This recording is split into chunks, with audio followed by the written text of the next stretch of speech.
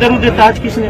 نہ نبی صلی اللہ علیہ وسلم نے بتایا، نہ صحابہ نے پڑھا، نہ تابعین نے پڑھا، نہ امام حنیفہ رحمۃ اللہ نے پڑھا. اور اس کے اندر جانتے کتنی بڑی خرابی ہے، شرک ہے اس کے اندر. کیوں؟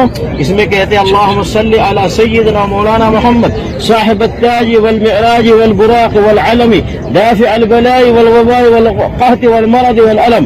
کیا کہتے ہیں؟ رسول اللہ صلی اللہ علیہ وسلم جو بلاؤں کے ٹالنے والے ہیں، وباؤں کو دور کرنے والے ہیں، قحط کو دور کرنے والے ہیں، بیماری کو دور کرنے والے ہیں، تکلیف کو دور کرنے والے ہیں. یہ نبی صلی اللہ علیہ وسلم کی صفت ہے، یہ تو اللہ کی صفت ہے. السلام علیکم ورحمۃ اللہ.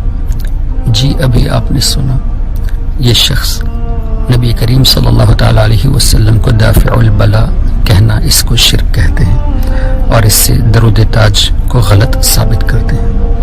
اب دیکھیے ہم ان کی بات سنیں یا اللہ تبارک و تعالیٰ کی بات سنیں.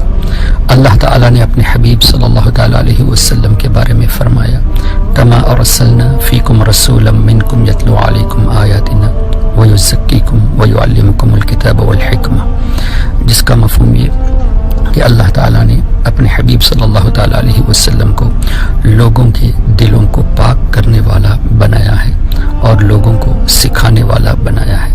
یعنی وہ سکھاتے ہیں جو لوگ نہیں جانتے، اور پاک کرنے والا. پاک کرنا یعنی گندگی سے پاک کرنا، گناہوں کی، کفر کی گندگی سے پاک کرنا، شرک کی گندگی سے پاک کرنا. اس سے بڑھ کر دفع بلا کیا ہے؟ سب سے بڑی بلا تو کفر و شرک ہے.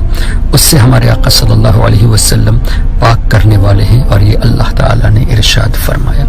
ایک اور جگہ پہ اللہ تبارک و تعالیٰ نے اپنے حبیب صلی اللہ تعالیٰ علیہ وسلم کے بارے میں ارشاد فرمایا خذ من اموالہم صدقۃ تطہرہم وتزکیہم بہا وصلی علیہم ان صلاتک سکن لہم. اے حبیب صلی اللہ تعالیٰ علیہ وسلم، آپ لوگوں سے مال صدقے کا نکالے، لے اور انہیں پاک کیجیے، ان کے لیے دعائیں کیجیے. بے شک آپ کی دعاؤں سے ان کے دلوں کو سکون حاصل ہوتا ہے. اللہ کے حبیب صلی اللہ علیہ وسلم کو اللہ نے پاک کرنے والا بنایا اور لوگوں کے دلوں کے لیے سکون کا سامان بنایا. اسی طرح ہمارے آقا صلی اللہ علیہ وسلم نے فرمایا صدقہ بلا کو دور کر دیتا ہے، جبکہ اللہ بلا کو دور کرنے والا ہے. کیا پتہ چلا؟ صدقے کے ذریعے اللہ تعالیٰ بلائیں دور فرماتا ہے. تو صدقہ بلا دور کرے یہ شرک نہیں، تو ہمارے آقا صلی اللہ علیہ وسلم بلاؤں کو اللہ کے عطا سے دور کرے، یہ کیسے شرک ہو سکتا ہے؟ واقعی میں یہ نجدی بے وقوف ہیں.